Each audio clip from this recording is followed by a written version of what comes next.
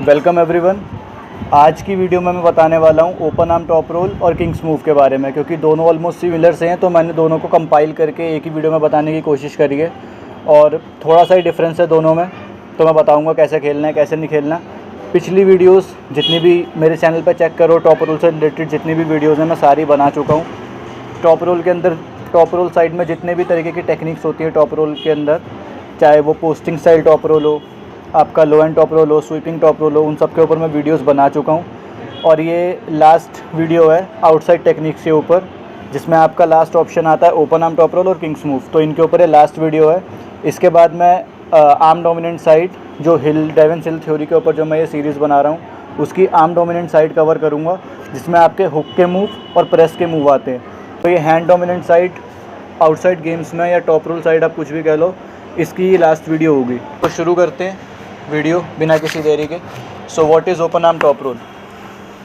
Open arm top roll, जैसे कि आप ओपन आर्म टॉप रोल नाम से समझ आता है ओपन, इसमें आप बहुत ज़्यादा मतलब ओपन रहोगे अपने आर्म को लेके। ये पोस्टिंग टॉप रोल से काफ़ी हद तक सिमिलर है सेटअप में। इनिशियली आप सेम वही राइजिंग दे के सेटअप लोगे और कंटेनमेंट करोगे, but posting style top roll में आप ये एंगल मेंटेन करके चलते हो, ऐसे इस तरीके से खींचते हुए तब हराते हो। बट इसमें आप ये वाला अप प्रेशर कहते हैं इसे, पोस्टिंग स्टाइल टॉप रोल में जो ये लगता है इस वाली मसल से, फोर आर्म से। बाइसेप जो हैमर कर्ल्स करते हैं, तो ब्रेकियालिस और ब्रेकियोरेडियालिस की स्ट्रेंथ इसमें यूज़ होती है बहुत ज़्यादा, ये एंगल मेंटेन करने में पोस्टिंग स्टाइल टॉप रोल में।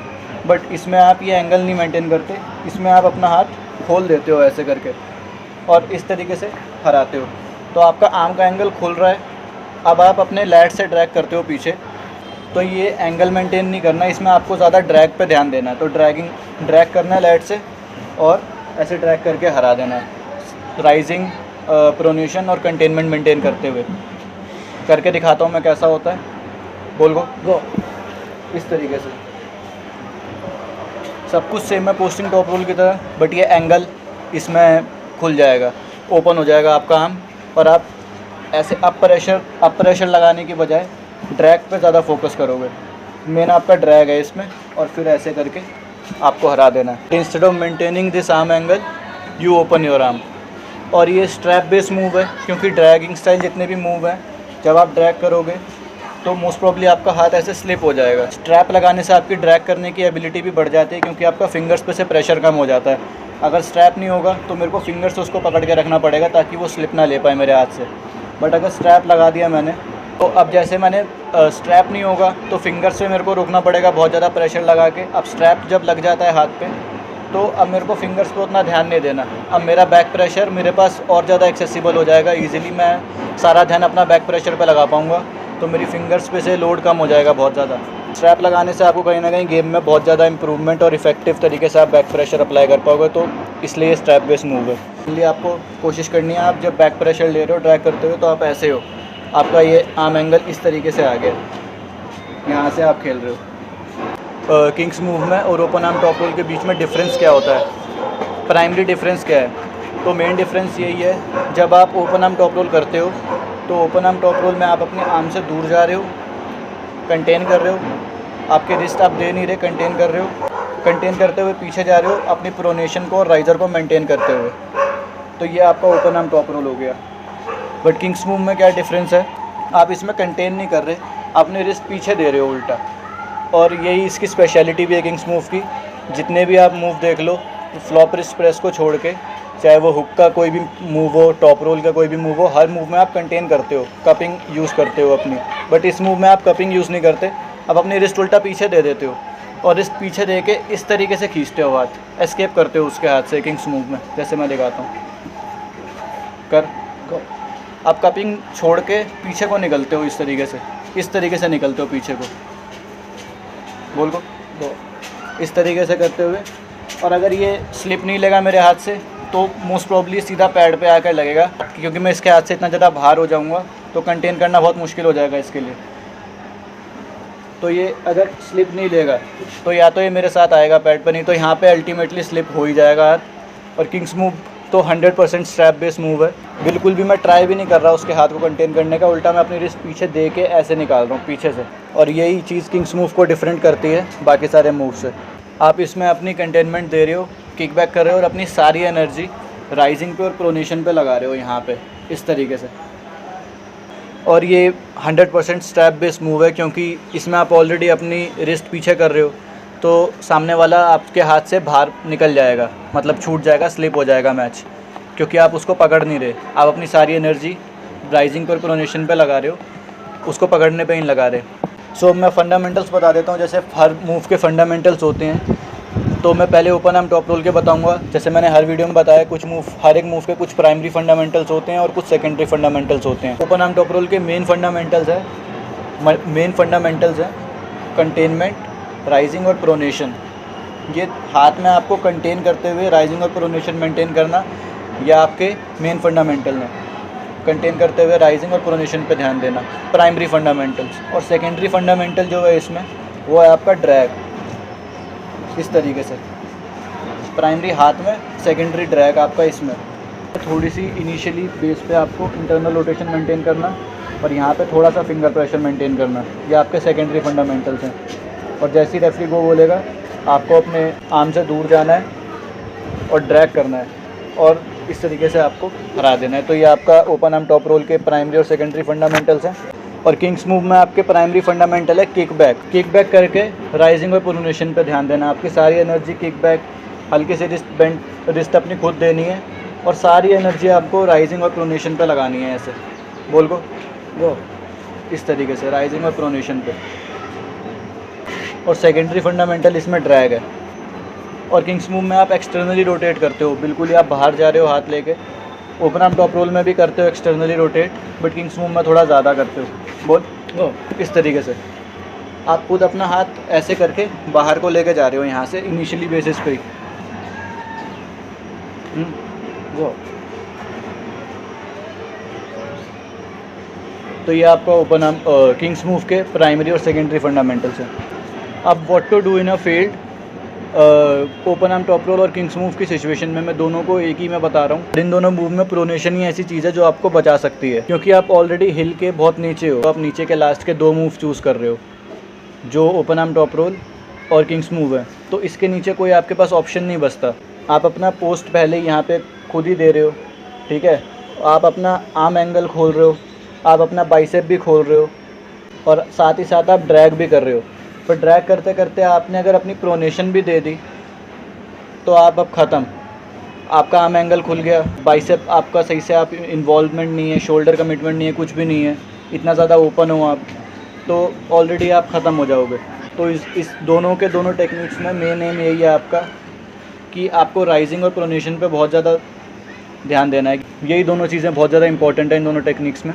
जहाँ ये दोनों आप लूज़ करें, आपके हैंड के फंडामेंटल्स आप लूज़ करें, तो इतने आप ओपन हो गए कि आपके पास डिफेंसिव हुक में जाने का भी ऑप्शन नहीं बचेगा, क्योंकि आप ऑलरेडी नेचर ही मूव का ऐसा है कि आप ओपन अप कर रहे हो अपने आप को। और ओपन अप करते करते आपने अगर ये भी दे दिया यहाँ पे, तो 99% केसेस में आप हार जाओगे। और from here unless you are लेवान और बहुत ही ज़्यादा स्ट्रॉन्ग प्लेयर जैसे डेनिस, तभी वो शायद ही कुछ कर पाएँ, वो भी उनके लिए भी बहुत टफ हो जाएगा यहाँ से निकलना। बट नॉर्मल प्लेयर्स और अच्छे खासे वर्ल्ड लेवल के प्लेयर भी इस पोजीशन से नहीं निकल सकते। यहाँ से वो हारेंगे ही हारेंगे, कोई चांस ही नहीं है। और आप ऊपर आने की तो भूल ही जाओ, क्योंकि आप ऑलरेडी सब कुछ छोड़ के आ गए हो। पोस्ट आपने छोड़ दिया, आर्म एंगल छोड़ दिया। अब इतनी देर में आप यहाँ से जब तक गेन करोगे तो इतना टाइम सामने वाला आपको देगा नहीं, टेक्निकली पॉसिबल नहीं होता वापस अपनी पोजीशन गेन करना एक बार आप लूजिंग पोजीशन पे चले गए तो आपको अपनी गेमिंग स्टाइल स्विच करनी पड़ती है बीच में। कोई तुक्का हो गया, मिरेकल हो गया कि आपने पोजीशन अपनी गेन कर ली वापस, तो वो अलग बात है। बाकी आप पोजीशन भी गेन नहीं कर पाओगे। एक बार ही हारने लगे, इस पोजीशन में आ गए, तो यहाँ से आपका जीतना बहुत मुश्किल हो जाएगा। बाकी मूव्स में फिर कहीं ना कहीं चांसेस हैं। इसमें आप फेल्ड सिचुएशन में मोस्टली आप हारोगे ही, क्योंकि आप ऑलरेडी अपना आर्म खोल चुके हो और इस पोजीशन में भी चले गए तो आपके पास बहुत कम चांसेस हैं। बाकी मूव हैं जो पोस्टिंग टॉप रोल है, स्वीपिंग टॉप रोल है, लो एंड टॉप रोल है, उनके बीच में कहीं ना कहीं आपके पास फिर स्टिल चांस होता है, क्योंकि आप उसमें इतना ज़्यादा आर्म एंगल नहीं खोलते।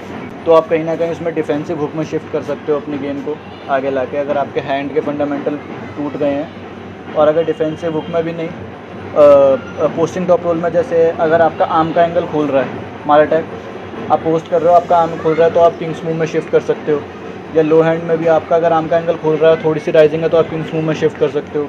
स्वीपिंग टॉप रोल में आप फास्ट अटैक करते हो साइडवेज, बट अगर आर्म आपका कहीं ना कहीं खुल गया, पर इतना ज़्यादा नहीं खुलता, आप स्टिल थोड़ी सी बेटर पोजीशन में होते हो, तो आप कहीं ना कहीं अपनी गेम स्विच कर सकते हो। और इसमें तो आप अपना आर्म खुद ही खोल रहे हो, सोच के देखो, आप जैसे ही रेफरी को बोलेगा आप ऐसे खुल जाओगे खुद ही, क्योंकि ओपन आर्म है, क्योंकि ऑलरेडी ओपन आर्म है। और जैसे ही आप खुल जाओगे तो यहाँ से आप जब तक डिफेंसिव हुक में आने की कोशिश करोगे, आपको प्लेयर सामने वाला हरा देगा।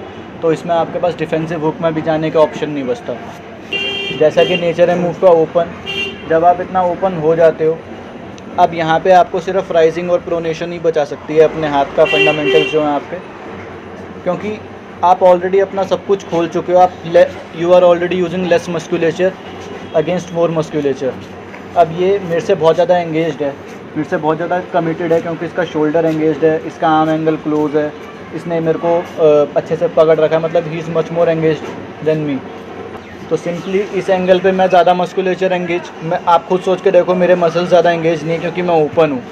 ज़रा पावर मत लगा यहीं पर रख। तो मैं I am already using less musculature against more musculature. ये मेरे से ज़्यादा मस्कुलेचर इस टाइम पे यूज़ कर रहा है मेरे अगेंस्ट में, क्योंकि ये बहुत ज़्यादा कनेक्टेड है मेरे से। तो ऑब्वियसली ये ज़्यादा पावर लगा पाएगा और ज़्यादा इफेक्टिवली खेल पाएगा। और ये मेरे से बहुत ज़्यादा कमिटेड है, मैं उतना कमिटेड नहीं हूँ इस टाइम पे।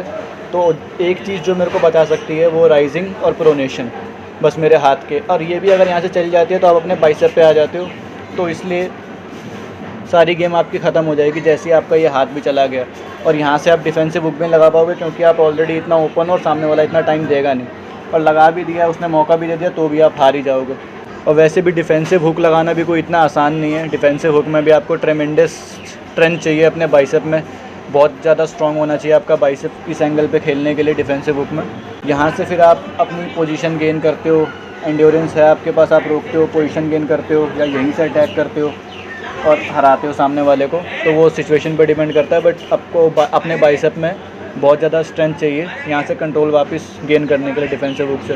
तो डिफेंसिव हुक बोलने के लिए आसान लगता है, पर बहुत ख़राब पोजीशन होती है डिफेंसिव हुक।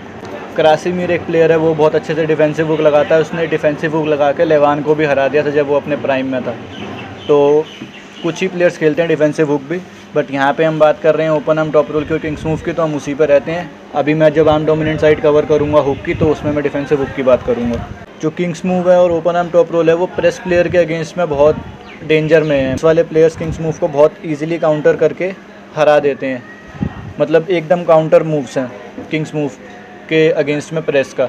जैसे Camille जबलॉन्स्की versus Devon लेरेट Kings move में जाता है या ओपन आर्म करता है अपना, जैसे ही उसने किया था मैच में, क्योंकि उसका मेन गेम यही है।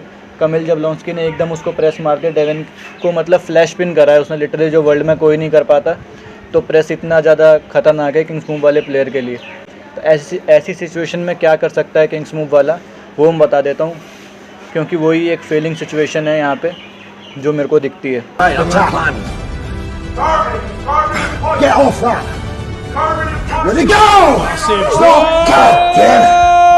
प्रेस में आपके दोनों प्रेस आ सकते हैं, शोल्डर प्रेस और फ्लॉप रिस्ट प्रेस, वो भी डिपेंडिंग अपॉन द सिचुएशन। अभी मैं बताऊँगा कैसे।